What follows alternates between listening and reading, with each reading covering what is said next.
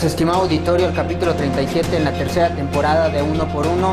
Hoy me acompaña Carlos Gregorio Díaz, a quien agradezco nuevamente esté participando en una emisión más de Uno por Uno. Gracias por asistir, Gregorio. Muchas gracias, Eric, y bueno, pues estamos listos para la opinión y el debate dentro de la libertad de expresión. Claro que sí, es difícil cuando tienes un programa semanal abordar todos los temas que surgen día con día. Esperamos abarcarlos y tomar los más importantes para que usted esté enterado y para que también participe en este foro de las ideas. Recuerde que estamos en Facebook y en Twitter, y vamos con el primer tema, que tiene que ver con el primer trimestre de gobierno de Enrique Peña Nieto, en un análisis y un reporte que hace la Secretaría de Hacienda y Crédito Público respecto a la recaudación y captación de impuestos, que aumentó en el mes de enero, comparado al mes de enero en 2013, un 22.9% en su universalidad, ¿no? Ya hablaremos particularmente de cada impuesto. ¿Cómo aumentó? Aumentó 22.9%, como te estaba comentando, los ingresos por captación de impuestos, recaudación de IVA, ISR y IEPS principalmente, comparado, les decía, con el año anterior, consecuencia de la entrada en vigor de los nuevos impuestos, consecuencia de la reforma fiscal. Es importante mencionar también que en Guanajuato el presidente Enrique Peña Nieto se comprometió a no subir los impuestos en el resto que le queda de su administración. Eso habla de que este ajuste en la reforma fiscal va a alcanzar para alcanzar los objetivos planteados y los compromisos asumidos en campaña. Porque era una reforma estructural que necesitaba el país, Eric. Ya los primeros números que arroja este primer mes es muy importante, ya que se da una recaudación que, bueno, estaban en las expectativas, pero yo creo que se superaron. Es muy importante recalcar que se logra con esta reforma hacendaria ya tener una captación mayor, y sobre todo se logra reducir el gasto corriente de la administración pública, y se le puede dotar de mayor presupuesto a áreas que son de áreas de inversión, como lo había señalado el presidente Enrique Peña Nieto, sobre todo en la Secretaría de Comunicaciones y Transportes. Hay un incremento del 300% en su presupuesto, y en la cuestión agraria estamos hablando del 250%. Para quienes están criticando esta reforma del presidente Peña Nieto, creo que ya los resultados se están viendo en un corto plazo, Eric. Son palpables a comparación de administraciones anteriores.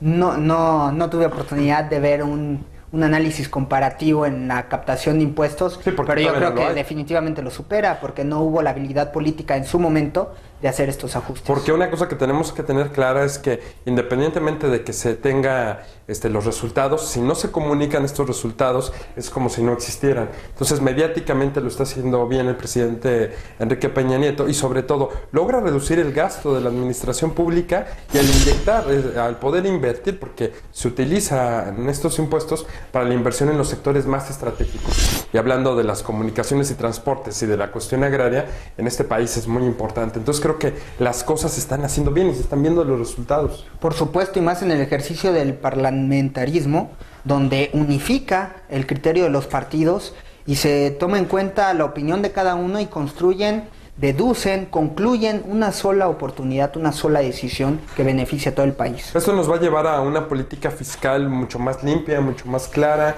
y cuando se estén viendo estos resultados sobre la inversión, va a invitar a más mexicanos a regularizar su situación fiscal. Por supuesto. Hablemos de la recaudación del IEPS. En este reporte aumentó el 79.5%, el ISR el 26.2% y la del IVA 12.4%, derivado de la homologación del IVA que terminó en el 16%, y la grabación de 8% de alimentos con alto contenido calórico. Sí, que también es una medida social política de gran importancia, porque logra marcar una pauta para el futuro de este país en la cuestión alimenticia. Efectivamente, y la paradoja aquí es que cayó la caída de los ingresos por captación del petróleo, por la baja recaudación y el bajo trabajo eficiente que hay en el procedimiento de los hidrocarburos. Qué bueno que lo comentas, porque todo esto de lo que estamos hablando es al margen de la renta petrolera, que la renta petrolera siempre ha sido el principal ingreso de este país. Entonces ya nuestro país no puede depender de la renta petrolera como siempre lo ha hecho, y digamos que ya estamos separando. Hay que recordar en el gobierno de Vicente Fox cuando tuvimos un incremento por el sector del crudo y que desgraciadamente no fue auditable. Entonces ahí quedan algunas cosas que hay que seguir regulando y que yo creo que para el futuro pintan de una manera mejor. Claro, y es también un empujón para que se eche a andar ya de una vez la reforma energética. Estamos hablando que el año pasado el barril se estaba comprando a $95.7 y ahora cayó a 91.8.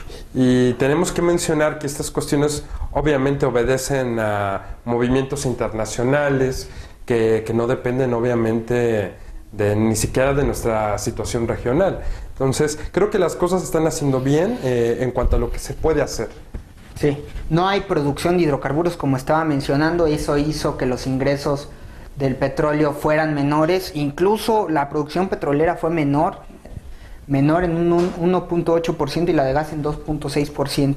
Pero esta va a tender a cambiar un poco porque con la reforma energética y el mejor aprovechamiento de los hidrocarburos tendrá que mejorar la captación de los mismos. Hay que recordar lo que pasó en Bolivia, Eric, cuando gobernaba el presidente Carlos Mesa, donde se logró aprobar una ley que aprovechara mejor los hidrocarburos y no los estuvieran quemando en las torres como sucede en México, que no hay un aprovechamiento pleno de a pesar de que en el año de 1994 ya se habían cedido gran parte de los hidrocarburos a la iniciativa privada, algo que muy pocas personas conocen y que pensaban que este tipo de acciones solamente se habían alcanzado a partir de la reforma energética actual. Pero esto data desde la firma del Tratado de Libre Comercio del año de 1994. Sí, la deuda interna bajó. Estamos hablando que se ubicó en 3.893.000 millones de pesos, monto inferior al año pasado de 0.3 mil millones de pesos. Y la deuda externa se incrementó en 0.8 mil millones de dólares, quedó en 70.7 mil millones al cierre de enero. Pero es importante que esto no es una condición particular de México, sino que la recaudación en América Latina ha incrementado. Y que México está recuperando su posicionamiento con respecto a los demás países de América Latina, que está recobrando ese espacio de honor o de lucha continua por una economía mucho más estable.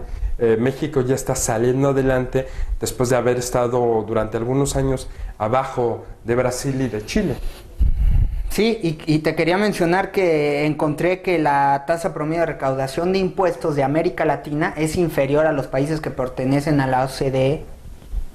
Eso te habla que aún les falta hacer ajustes en sus reformas, en sus trabajos fiscales, y México vemos que va por un buen camino. Sí, está haciendo el trabajo y sobre todo, como acabas de mencionar hace un momento, el presidente ya ha declarado, se ha comprometido a no subir más impuestos. Por eso era la importancia de esta reforma en su momento y que a muchos les causó un gran dolor de cabeza, pero era necesario para poder dejar las bases durante los años restantes del gobierno de Enrique Peña Nieto. Definitivamente un año muy enérgico en el primer periodo. En su ejercicio político. Tiene que hacer los ajustes necesarios en la Constitución, en las leyes, para poder trabajar. Y bueno, era algo que no se había alcanzado por más pactos y acuerdos que hubiera durante la administración del presidente Vicente Fox y de Felipe Calderón. Ahora, las investigaciones del CIDE, los analistas, sí tienen sospecha de que México puede tener una crisis a mediano plazo. Es posible por la cuestión de la desaceleración económica que se está presentando en todo el mundo, pero digamos que eso ya obedece a otros factores de los cuales México no tiene el pleno control. No, y que México ha demostrado ahora que puede tener un buen ejercicio fiscal, que le pueden afectar, sí, pero no tan brutal como a otras naciones. Sobre todo porque ya existe una base sólida para la construcción de ese país. Entonces podemos concluir que esto, independientemente de las críticas o otros comentarios, ha sido un acierto para los trabajos del Estado y para los proyectos del porvenir. Esto hablando en el tema de la macroeconomía. El problema es que la gente no lo siente tan palpable. ¿Cómo le puedes decir al obrero que esta reforma le está ayudando, porque Claro. no hay algo muy tangible a corto plazo. Ya lo decía el presidente, que ahora se tiene que traducir en resultados. Por eso las inversiones son totalmente Que se vean en las necesarias. localidades más alejanas, donde hay menos urbanización. Y yo creo que esto se va a alcanzar poco a poco. Perfecto, usted tiene la última palabra. Estamos en Facebook y en Twitter. Vamos a un corte comercial y regresamos.